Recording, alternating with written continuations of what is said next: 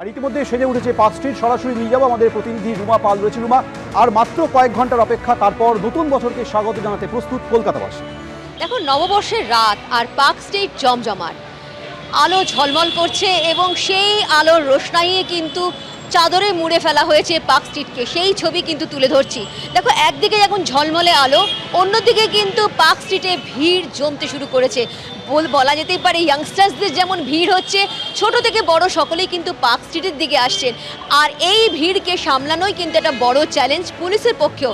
সেই কারণে আমরা সেই ছবিটাই দেখতে পাচ্ছি, যেমন একদিকে কিন্তু আলোর রোশনাই রয়েছে, অন্যদিকে কিন্তু আমরা দেখতে পাচ্ছি ভিড়, যেটা বলছিলাম সেই ভিড়ের ছবিও দেখতে পাচ্ছি। দেখো, এখনও কিন্তু আমরা দেখতে পাচ্ছি যে পার্ক স্ট্রিটে যেখান থেকে গাড়ি আসছে, কিন্তু কিছুক্ষণ পর কিন্তু এই গাড়ি এখান আর যাওয়া আসা করতে পারবে না। বিভিন্ন জায়গায় কিন্তু পার্কিং জোন থাকে, সেই পার্কিং জোনও কিন্তু এখন এই মুহূর্তে দেখতে পাওয়া যাবে না। একেবারে এখানে পুলিশি নিরাপত্তা করা হয়েছে, কোনোভাবেই যাতে এখানে যে ভিড়টা আসছে সেই ভিড়টা কিন্তু গুটি গুটি পায়ে যাতে এগিয়ে যেতে পারে, কোনোভাবেই যাতে এই ভিড় এখানে দাঁড়িয়ে থাকতে না পারে সেই ব্যবস্থাই করা হচ্ছে। এবং একেবারে পুলিশি প্রহরা যেমন দেখতে পাচ্ছ, সেরকমই মানুষের মধ্যে একটা উদ্দীপনা রয়েছে এবং তারা কিন্তু নতুন বছরকে স্বাগত জানানোর জন্য প্রস্তুত। প্রথমেই বলে রাখি, দেখো এখন তো জাস্ট শুরু হয়েছে, এখন আমরা দেখতে পাচ্ছি যে পার্ক স্ট্রিটে অনেকেই আসতে শুরু করেছেন, কিন্তু যত সময় গড়াবে দেখা যাবে ঠিক একদম 12টার আগে এত পার্ক স্ট্রিটে ভিড় হয়ে যাবে। কয়েক ঘন্টার অপেক্ষা, তারপর কলকাতাবাসী নতুন বছরকে স্বাগত জানাতে প্রস্তুত। পার্ক স্ট্রিট থেকে লেক টাউন সেজে উঠেছে সব। জাল পাসপোর্ট, জাল নোটের পর এবার কলকাতায় জাল ওষুধ চক্রের একেবারে রমরমা কারবার। কিভাবে সেটা আপনাদের সামনে তুলে ধরবো একের পর এক তথ্য। ভবানীপুরে বাড়ি ভাড়া নিয়ে জাল ওষুধের কারবার, 6.5 কোটির জাল ওষুধের হদিশ মিলল। সেন্ট্রাল ড্রাগ কন্ট্রোল যখন অভিযান চালায়, 6.5 কোটির জাল ওষুধের হদিশ মেলে। কলকাতায় জাল ওষুধের কারবার চালাচ্ছিল যারা, তার মধ্যে গ্রেফতার করা হয়েছে অরুন্ধতী রায়চৌধুরীকে। বিদেশ থেকে এনে কলকাতায় জাল ওষুধের একেবারে রমরমা কারবার চলছিল। প্রায় 300টি মেডিসিনের খালি বাক্স, 400টি লেবেলের হদিশ। ভবানীপুরে বাড়ি ভাড়া নিয়ে অনলাইনেও জাল ওষুধের কারবার চালানো হচ্ছিল। 2 থেকে 3 লক্ষ টাকার জাল ইনজেকশনের হদিশ। জাল ওষুধের একাংশে বাংলাদেশে তৈরি স্ট্যাম্প, অর্থাৎ বুঝতেই পারছেন উদ্বেগের জায়গাটা, ভয়ের জায়গাটা।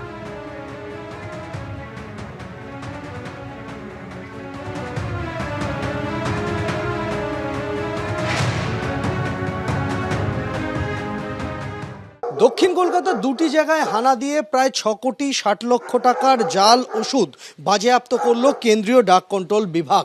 দক্ষিণ কলকাতার ভবানীপুরের একটি গোডাউন এবং তার পাশাপাশি সংশ্লিষ্ট গোডাউনের যিনি কর্ণধার, তার বাড়ি দক্ষিণ কলকাতার লেক প্লেস এলাকাতে, এই 2 জায়গায় হানা দেয় কেন্দ্রীয় এই ড্রাগ কন্ট্রোল বিভাগের আধিকারিকরা। যে ওষুধগুলি বাজেয়াপ্ত হয়েছে, ড্রাগ কন্ট্রোলের বক্তব্য এই ওষুধগুলি বেশিরভাগ বিদেশ থেকে আনা হয়েছে, কিন্তু আমদানি সংক্রান্ত নথি তারা দেখাতে পারেননি। ওষুধগুলি জাল বলে তাদের কাছে অভিযোগ আসে এবং তারা খতিয়ে দেখে সেই বিষয়টা নিশ্চিত হওয়ার পরই তারা তল্লাশি অভিযান চালান। এবং যে ওষুধ বাজেয়াপ্ত হয়েছে তার মধ্যে বেশিরভাগ ওষুধ বাংলাদেশ থেকে এসেছে এবং বাংলাদেশের স্ট্যাম্প রয়েছে তাতে। এর পাশাপাশি কোনো ওষুধ আয়ারল্যান্ড, তুরস্ক, কোনো ওষুধ আমেরিকা থেকে আনা হয়েছে। বেশিরভাগই ক্যান্সারের ওষুধ, বেশিরভাগই অ্যান্টি ডায়াবেটিক ওষুধ, এমনটাই কিন্তু কেন্দ্রীয় ড্রাগ কন্ট্রোল বিভাগের তরফ থেকে উল্লেখ করা হয়েছে। যে ওষুধগুলি এখানে মজুত করা হয়েছিল তার এক একটি ভায়ালের দাম, এক একটি ইঞ্জেকশনের দাম 2 লক্ষ 3 লক্ষ টাকা করে। এত দামি ওষুধ এখানে মজুত করা হয়েছিল এবং সেই ওষুধগুলি এই গোটা যে প্রক্রিয়া, সেই গোটা প্রক্রিয়ার মধ্যে এখনো পর্যন্ত তদন্তকারীরা যেটা জানতে পেরেছেন যে তারা সেই সমস্ত ওষুধগুলি নিম্নমানের জাল ওষুধ এবং সেই জাল ওষুধ সংক্রান্ত অভিযোগ পাওয়ার পরই তারা তদন্তে নামেন। ইতিমধ্যেই যাকে গ্রেফতার করা হয়েছে সংস্থার কর্ণধার, তার নাম অরুন্ধতী রায়চৌধুরী। তাকে 14 দিনের জেল হেফাজতে রাখার নির্দেশ দিয়েছে আদালত। তাকে জিজ্ঞাসাবাদ করে এই গোডাউন থেকে কোথায় কোথায় এই জাল ওষুধ সরবরাহ হয়েছে সেই সূত্র খুঁজে পেতে চাইছেন তদন্তকারীরা এবং কোন কোন ওষুধের দোকানে সেই সমস্ত জাল ওষুধ গিয়েছে তারও খোঁজ চালাচ্ছেন তদন্তকারীরা। সন্দীপন গুপ্তর সঙ্গে সন্দীপ সরকার, এবিপি আনন্দ, কলকাতা।